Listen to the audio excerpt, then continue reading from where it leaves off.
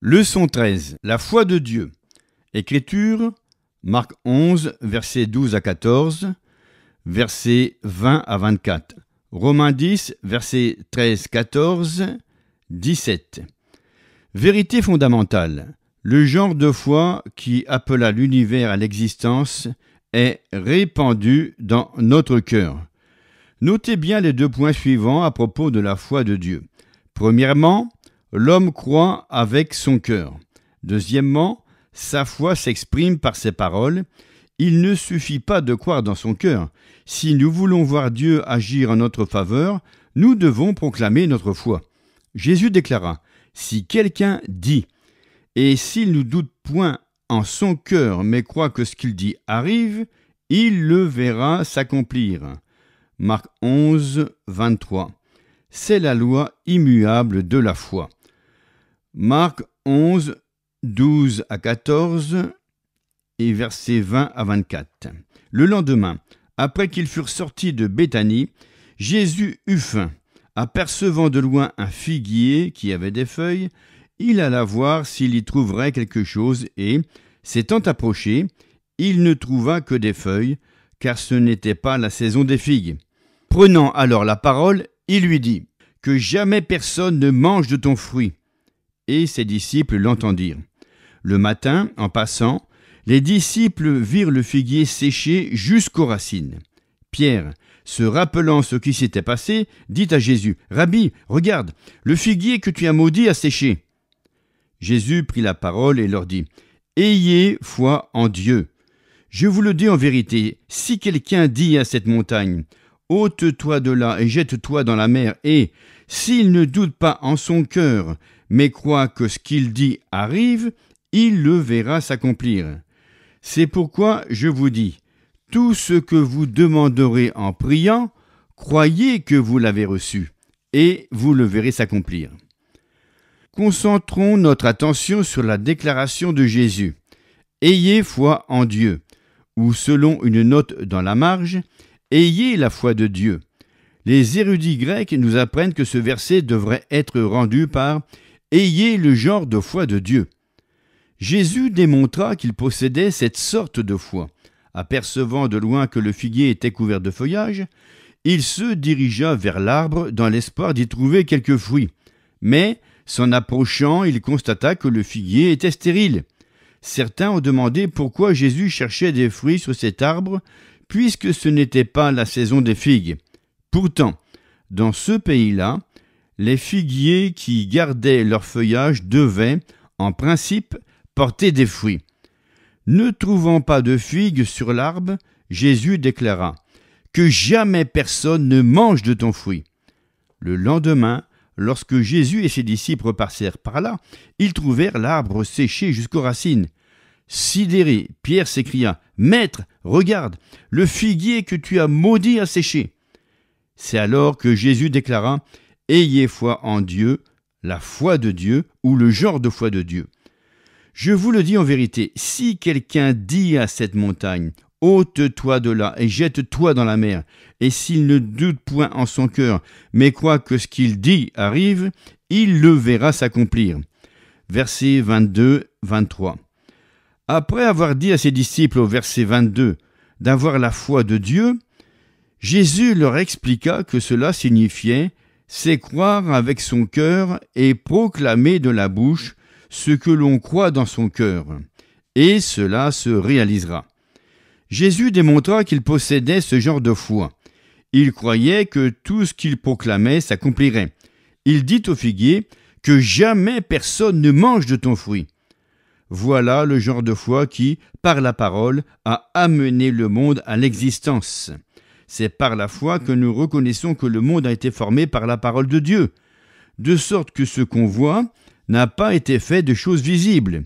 Hébreux 11, verset 3. Comment Dieu a-t-il fait? En croyant que ce qu'il disait se réaliserait. Il prononça la parole et la terre fut créée. Il appela à l'existence le règne végétal, ainsi que le règne animal. Il parla, et il y eut les cieux, la lune, le soleil, les étoiles et l'univers. Il le dit, et il en fut ainsi. Voilà la foi de Dieu. Dieu croyait que ce qu'il disait s'accomplirait, et cela s'est réalisé. La mesure de foi. Jésus démontra la foi de Dieu à ses disciples. Ensuite, il leur dit qu'ils avaient, eux aussi, ce genre de foi. La foi qui consiste à croire avec le cœur et à proclamer ce que l'on croit pour que cela s'accomplisse. Quelqu'un pourrait dire « Je veux cette sorte de foi. Je vais prier afin que le Seigneur me la donne. » Pourtant, vous n'avez pas besoin de prier pour cela. Vous l'avez déjà. Par la grâce qui m'a été donnée, je dis à chacun de vous de n'avoir pas de lui-même une trop haute opinion, mais de revêtir des sentiments modestes, selon la mesure de foi que Dieu a départie à chacun. Romains 12, verset 3. Remarquez que Paul écrit à des croyants, car il dit « à chacun de vous ».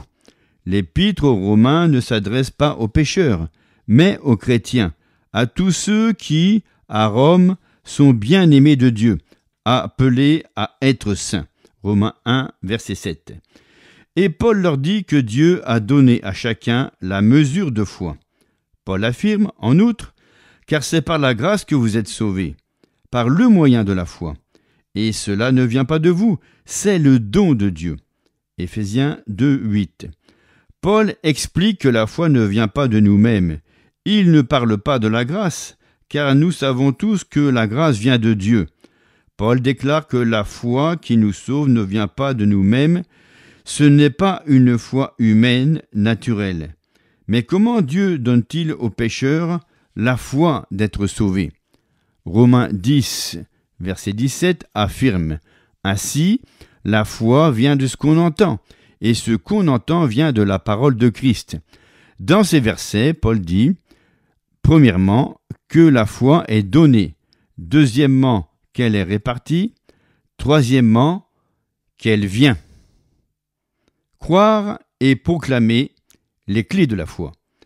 Romains 10, verset 8 déclare « Que dit-elle donc? La parole est près de toi, dans ta bouche et dans ton cœur. » Or, c'est la parole de la foi que nous prêchons.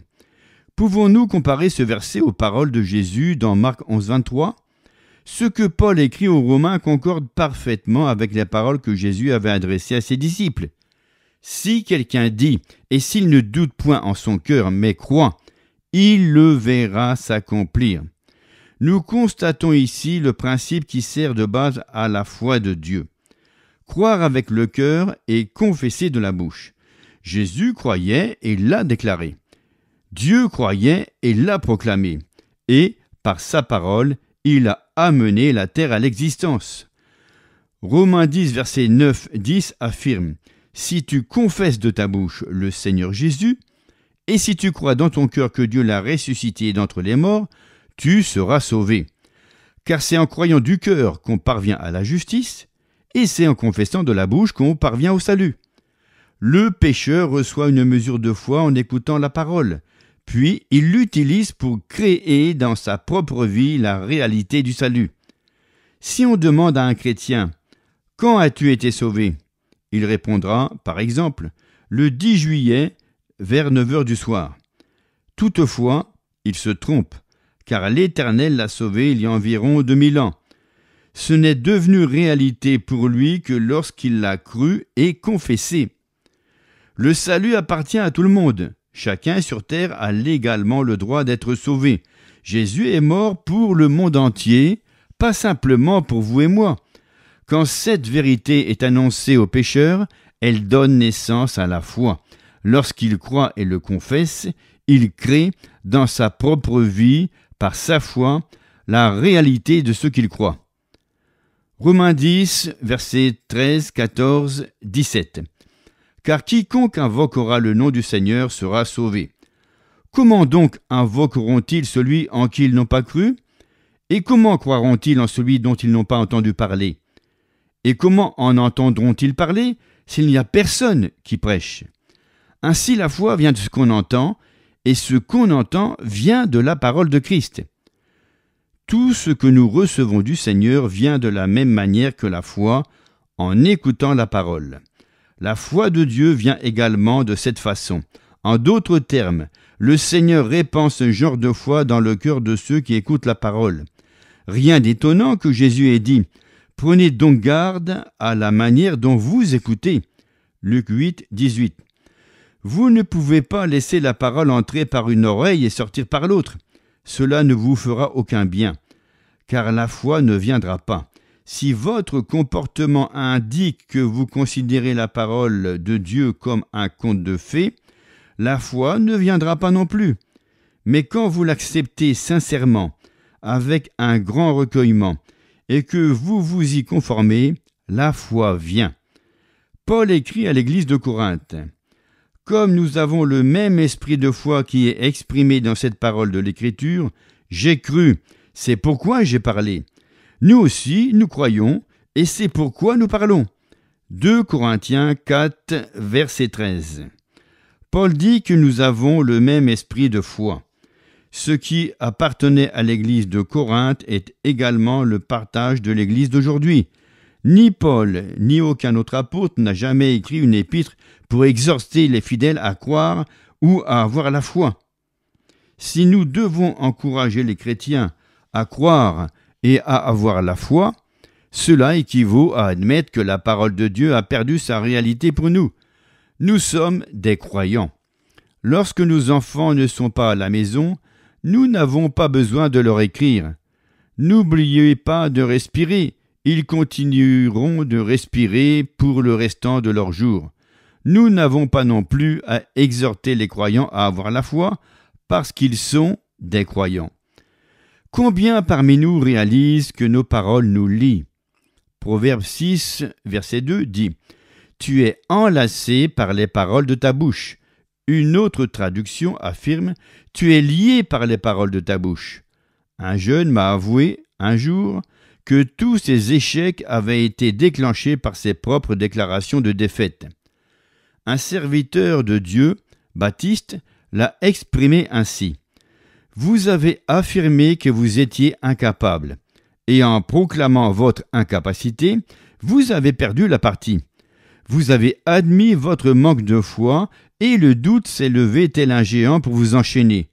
Vous êtes prisonnier de vos propres déclarations. Vous parlez échec, et c'est l'échec qui vous tient en esclavage. La défaite et l'échec n'appartiennent pas à l'enfant de Dieu. Le Seigneur n'a pas créé des ratés. Dieu a fait de nous de nouvelles créatures. Nous ne sommes pas nés de la volonté de la chair ou de la volonté de l'homme, mais de la volonté de Dieu. Nous sommes créés en Jésus-Christ. Les échecs sont une production des hommes. Ils sont les conséquences de fausses croyances et de pensées erronées. 1 Jean 4, verset 4 déclare « Celui qui est en vous est plus grand que celui qui est dans le monde. » Apprenez à faire confiance au plus grand qui est en vous. Il est plus puissant que tout au monde. Dieu a créé l'univers par ses paroles.